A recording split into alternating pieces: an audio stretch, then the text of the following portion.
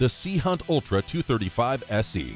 With an overall length of 23 feet 5 inches, a beam of 8 feet 6 inches, and max horsepower rating of 250. All right, now we're going to take a look at the Sea Hunt Ultra 235 SE. And really what they've done is they've taken a boat and they've put in features that friendly for the family, it's friendly for the fisherman. Doesn't matter really what you want to do with this boat, but it's going to happen offshore. Yeah, you're right. It's a true dedicated offshore hull. Now, what does that mean? A lot more freeboard, okay? They've got a nice flare built into the boat. Boat's built very solid to be in the ocean. You can fish it inshore, but what you can't do is power it with a trolling motor inshore. Hence, that makes it an offshore boat. But Dave, what's happened with offshore boats in this size class is that they used to be for Dad. Dad would go fishing on the weekends with his buddies and stuff. How many more moms and kids are going offshore fishing now than we ever saw 30 years ago?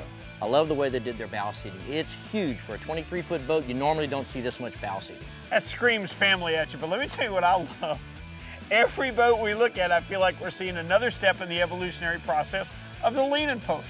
They've got a rocket launcher leaning post on this boat that is outstanding. It's the next step. We've never seen anything like it. Well, the last thing too is their side entry door. I love the dive. It's gonna make it easier for me to get in and out of the water. You always brag about those big fish you catch. I've never seen one, but if you do happen to get lucky and catch one, a lot easier to pull it through the door. Well, let's go look at some of the features on the Sea Hunt. You'll get an idea of why it'll work for the family and work for the fisherman. Now these are plush. We keep seeing this great bow seating. It seems to get better all the time. With seats this nice, you gotta get a massage, don't you? Well, somebody else can do it. Look, I love you, but not that much. But what I like about it too is if you bring the family, you got a lot of room for people to sit up here and lounge. But let's just say we're gonna fish. The backrests are removable, the pads are removable, and now you've got a real casting deck on this boat. This is designed for calm water and the luxurious family experience, and it's excellent at what it does. Well, too, what I like about it, both these boxes that are under these cushions are insulated. They're real fish boxes. So if you do catch a large fish, which I mean, face it, you're taking this boat offshore, and you're gonna be fishing for dolphin and kingfish and wahoo, you've got a place to put it. Right, and we see lots of fish boxes that are ill-shaped. By ill-shaped, I mean, sure, it's fine, it'll hold a fat grouper, but will it hold a long wahoo? Right. And these boxes will. Well, if the family is up here, you have an insulated cooler under the front seat of the console. So you pull up to the sandbar, or if you're just drifting around, if this is where everyone's gonna hang out, all your drinks stay nice and cool here. All right, as we walk back, let me show you something that's unique about this T-top. All right, see what they've done with this D-tubing here?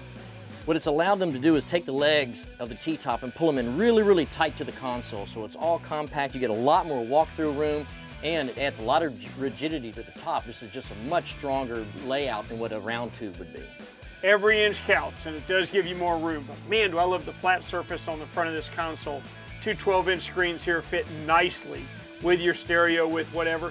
And once again, thinking like they should, there's a lip here to keep water or whatever gets up here from coming back on you. It runs off to the side, or your cell phone stays where you put it. Well, if we look at the seat, you had looked at this earlier and you really liked it. I love the design. I like the way that they've eliminated the rear leg. Just look at how much more room you get in the cockpit.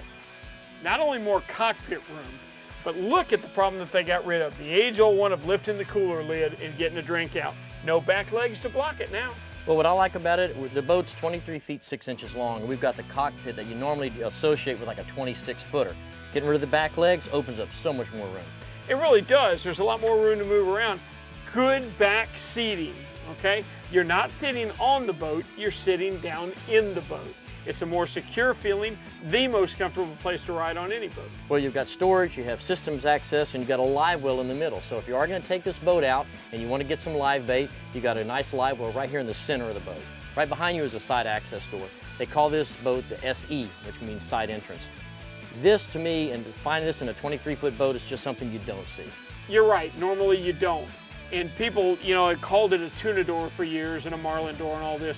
What it really is, particularly on these size boats, is a very easy step on the boat from the dock, or a very easy come out of the water after you're done swimming and get back in the boat. It's safer than stepping on where the motor is, and much easier on whoever's coming in. Well, not only coming in, just going out. Like if we're diving, normally in a boat like this, you sit on the gunnels and you roll backwards. It's so much easier to be able to step off and go in feet first if you're diving than it is to roll over backwards. And having that door that swings in, several divers can sit right here on the back. You can get all geared up, then everybody one at a time can go through the door. It's just an easier way to get into the water. This is a boat that combines what we talk about so often, the fact that families have got more involved in offshore fishing.